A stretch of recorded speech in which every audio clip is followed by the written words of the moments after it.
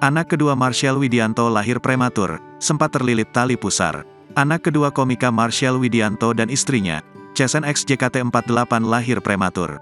Selain itu, adik Archie juga sempat 2 kali terlilit tali pusarnya saat di dalam kandungan istri Marshell Widianto. Hal tersebut diungkapkan oleh Marshell Widianto melalui media sosialnya. Marshell Widianto mengaku sempat gugup jelang kelahiran anak keduanya, apalagi saat tahu posisi anaknya yang terlilit tali pusar. Jujur ini anak kuat banget, bersyukur banget dia lahir di minggu ke-34 dengan posisi kelilit tali pusar 2 kali, tulis Marshell Widianto di Instagram, Jumat, tanggal 26 Januari tahun 2024.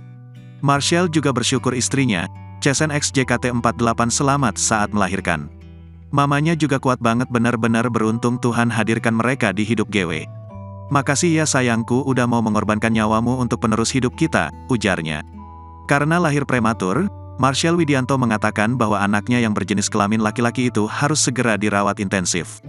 Kendati begitu, kini ia sudah merasa lega karena kondisi putranya sudah membaik bahkan sudah lepas dari tabung oksigen.